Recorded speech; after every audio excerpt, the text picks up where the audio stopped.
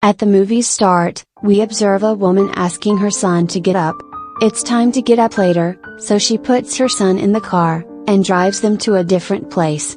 Laura is the name of the girl who goes there and meets a man. This is the house owner in which they are planning to reside. Laura later brings her son around the house to show him about. We later learn that the child is unhappy with the situation and that he dislikes the house. He wishes to return to their previous residence. He expresses his desire to return, but Laura informs him that he will be living with her. This is our house. Later, we see the child reaches the pond while playing. Laura is unsure where her son has gone, so she sets out to find him. She warns her kid that this is a dangerous location and that he should never be there. Later, we observe the child sleeping and Laura is also sleeping on the couch. Laura has a dream in which she sees a monster emerge from the pond. That is pulling the lady inside it.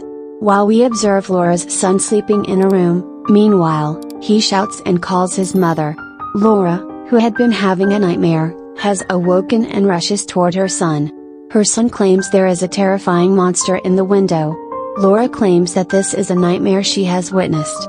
There is no monster in sight, and Laura receives a call from her husband. Laura does not want to talk to her husband, and her husband wants to talk to her. Strange happenings begin to happen in the house.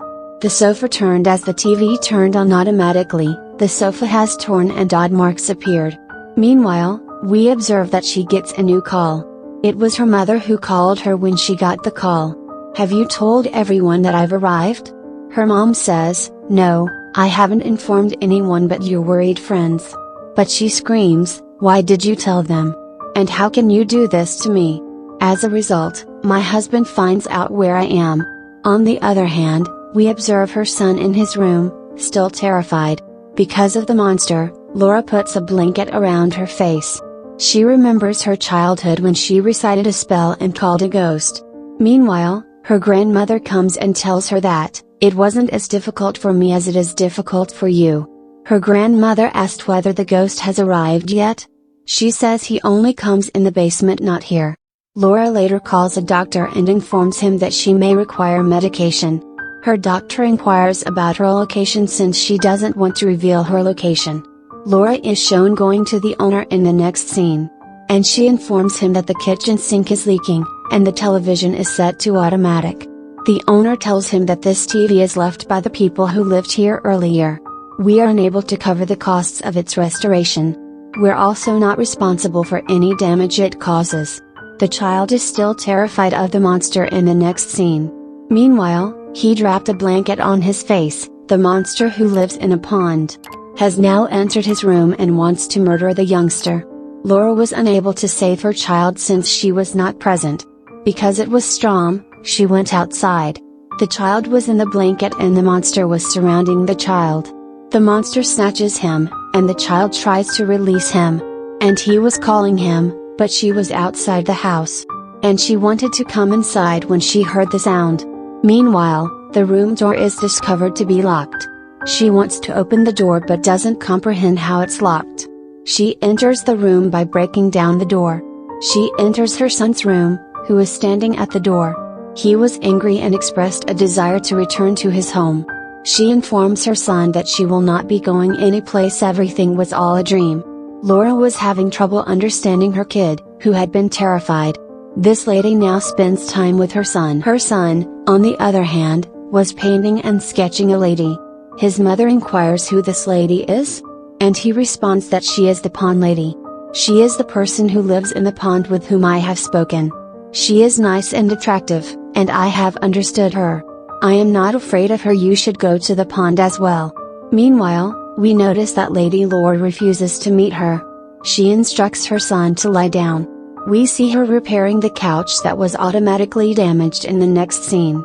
Meanwhile, she notices the lady monster and begins to flee after scaring. And she falls into the pond's water as she makes her way inside. When she exited the pool, her dress was soaked, but it dried quickly. Her son, as we can see, was standing right next to her. He inquires of her mother about the pond lady. She becomes terrified and urges her son to go to bed because it is now night. He informs his mother that the lady has arrived, but she refuses to have the pond lady near her son. Her son wants to open the door, but she instructs him not to. Laura takes her son out once the lady enters the house. She becomes afraid, but her son assures her that nothing will happen. Meanwhile, we see that they sleep in their car. When they go to pick up her son from school the next day, when the kids see their teacher, they point at her, and she asks whether his son has teased the kids. They are pointing at her as a result of this, but he claims that he has done nothing wrong. Laura believes I should wait until your school calls with a complaint. When Laura returned home, the owner lady was already examining the house. Laura believes you have come to inspect the drugs, that you have reservations about what I take, and the lady informs you that you believe there is a problem here. But there's no problem because I only offer you a month to live here. Laura is then seen smoking and doing drugs in the next scene. But she's concealed from everyone and using drugs. Her son exits the house and swims in the pool where he had first gone. When he finds out, she runs after her son. Meanwhile, her son claims that I'm ready to leave. Later, he visits that lady in the pond. Meanwhile, Laura notices her kid entering the pond. She was calling her son, but her son sinks into the pond. Because the lady has taken him with her and is rushing to his help.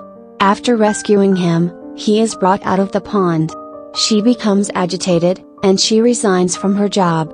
Because they are aware that she consumes alcohol. She later goes to pick up her son from school. Her son was not waiting for her at school this time. She starts looking for her son when the police arrive. She informs the police that my son has gone missing, and everyone begins looking for him. Later, an officer approaches her and informs her that they are unable to locate her son. Because his son died before a year had passed. She had been living in a fantasy world up until now. She wasn't ready to accept that her son had died. The police inquired as to what happened to your son. She walked into the kitchen to take grocery items one day. She believes something has gone wrong with her son. She rushes over to the pond where her kid had sunk in the pond. She brings him out and treats him with CPR. In the meantime, an ambulance arrives and transports him to the hospital. In reality, her son had died, but she claimed that he was cured when she provided him treatment, and she was living in an imagined world. Because she refuses to accept the truth, she now informs the officer that she requires water. And then she goes from there, and after the office closes. She was in the city when she came out and went to that deserted location. The house where she and her kid used to live. She was looking for her kid, who was missing. She notices her kid at the dining table, who replies, "I want to depart from here." Meanwhile, she informs her kid that we will be relocating. You don't have to be concerned about where the child wants to go next. She tells him not to leave her when he gets to the door. Her son pushes her, and the monster lady arrives. Everything in the house began to fall apart, creating a terrible situation. The monster appeared in front of Laura and then disappeared. She now rushes to her son and pleads with him not to leave her. Her son claims that whatever needed to be done has been done. But now I must depart, you are faultless, but I must return to my home. You won't be able to resist me for long, so you'll have to accept reality. She tries to stop him, but her son is more interested in getting away from her. We observe this mom bringing her son near the pond in the next scene. Meanwhile, the lady who wasn't the monster lady emerges from the water. But she was a lovely lady, and her son often complimented her on her appearance. She sees her for the first time and gives her son's hand to her. The lady takes her son into the pond. In the next scene, we see Laura who'd come out from this trauma. She accepted the death of her son and was going back to her house, where she lives earlier, and the film ends here.